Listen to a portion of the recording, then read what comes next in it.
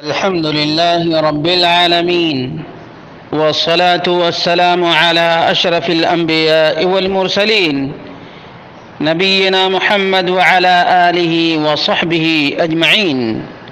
قال الله تعالى: اليوم أكملت لكم دينكم وأتممت عليكم نعمتي ورضيت لكم الإسلام دينا. برادران اسلام، دینی بھائیوں، دوستوں اور ساتھیوں، اللہ رب العالمین کا دین بالکل ہی کامل، کمپلیٹ اور مکمل ہے۔ اللہ کے رسول صلی اللہ علیہ وسلم نے اللہ تبارک و تعالی سے قریب کرنے کے تمام اعمال امت کے سامنے پیش کر دیے۔ اس کے باوجود ہم دیکھتے ہیں کہ بہت سے لوگ متوفین کے لیے قرآن خوانی کرتے ہیں اور چیا خوانی کرتے ہیں اور تیجا اور پکوان کھلانے کا اہتمام کرتے ہیں، اور یہ وہ لوگ ہیں جو اپنے آپ کو حنفی بھی کہلاتے ہیں۔ اس لیے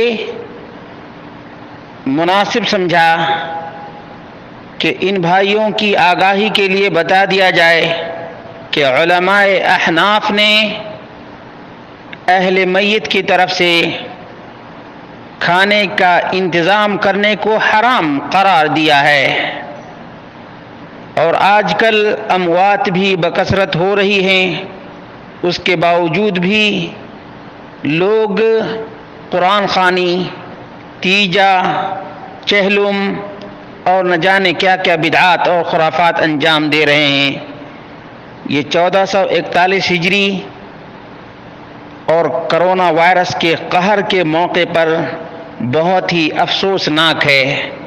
اس لیے میں نے مناسب سمجھا کہ علماء احناف کے چند دلائل پیش کر دیے جائیں تاکہ جن کے نصیب میں اللہ رب العالمین نے سنت پر اکتفا لکھی ہو وہ بدعات سے رجوع کر لے اور بارگاہ الہی میں توبہ کر لے۔ چنانچہ کمال الدین ابن الحمام کا بیان ہے: وَيُكْرَهُ اتِّخَاذُ ضِيَافَةٍ مِنَ الطَّعَامِ مِنْ أَهْلِ الْمَيِّتِ۔ میت کے گھر والوں کی طرف سے کھانے کا انتظام کرنا حرام ہے۔ کیوں؟ اس لیے کہ کھانا کھلانا لأنه شرع فی السرور، خوشی، شادمانی اور مسرت کے موقع پر کھانا کھلانے کا اہتمام کیا جاتا ہے، لا فی الشرور، مصیبت، پریشانی اور تکلیف کے وقت میں کھانے کا کھلانے کا اہتمام نہیں کیا جاتا۔ وہی بدعۃ مستقبحۃ، یہ بدترین بدعت ہے، نہایت ہی ناپسندیدہ بدعت اور گمراہی ہے۔ روى الامام احمد وابن ماجہ باسناد صحیح عن جریر بن عبد اللہ البجلی قال: كنا نعد الاجتماع الى اهل الميت وصنعهم الطعام من النياحة۔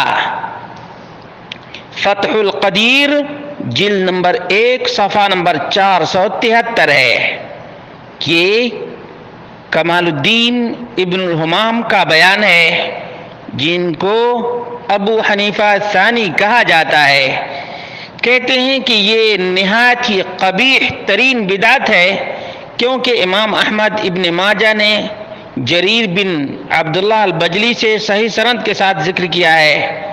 انہوں نے کہا کہ ہم میت کے گھر والوں کے پاس اجتماع کو اور کھانا تیار کرنے کو نوحہ اور ماتم میں شمار کیا کرتے تھے۔ نوحہ اور ماتم ہے یہ، ماتم اور شیون ہے یہ نبی مکرم صلی اللہ علیہ وسلم کا عمل نہیں، بلکہ خلاف سنت مصطفیٰ ہے۔ میت کی طرف سے چہارم اور 10واں 20واں اور 40واں قرآن خوانی، چیا خوانی اور یہ تمام کے تمام کھانے کے آئٹمس بالکل ہی بدترین بدعت ہے۔ اور اس موقع سے میرے بھائیوں اللہ رب العالمین سے ڈرو۔ اللہ رب العالمین نے فرمایا وَأَن لَيْسَ لِلْإِنسَانِ إِلَّا مَا سَعَىٰ، انسان کے لیے تو بس وہی ہے جس کی کوشش خود انسان نے کی ہے۔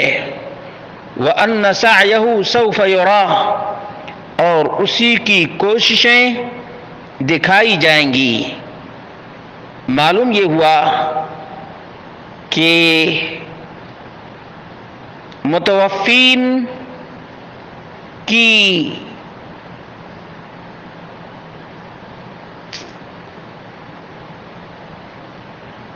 بھلائی کے لیے اور خیرخواہی کے لیے یا بھلائی کے نام پر، خیرخواہی کے نام پر جو کھانے کا انتظام کیا جاتا ہے، جو پکوان پکایا جاتا ہے، قرآن و سنت کے بھی خلاف ہے،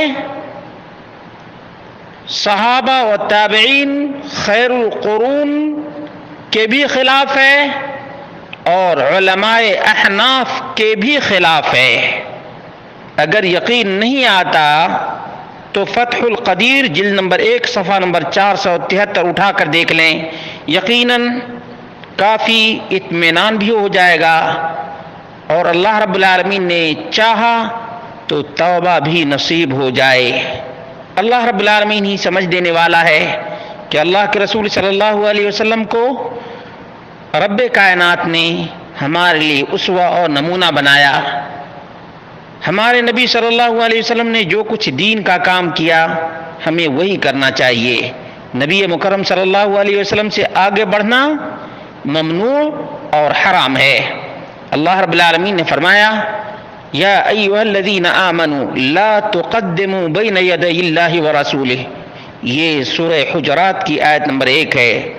اسی طرح سے اللہ رب العالمین نے صحابہ کرام کو معیار بنایا ہے اور فرمایا فَإِنْ آمَنُوا بِمِثْلِ مَا آمَنْتُمْ بِهِ فَقَدِ اهْتَدَوْا، صحابہ معیار ہیں، ان کے جیسا کوئی عمل کرے گا تو ہدایت یافتہ ہوگا، اور جو ان لوگوں سے بھی آگے بڑھے گا، ان سے اختلاف کرے گا، اس کا انجام بھیانک ہوگا۔ اللہ ہم سب کو سنت مصطفیٰ پر اکتفا کرنے کی توفیق عطا فرما، اور بدعات خرافات سے محفوظ رکھ۔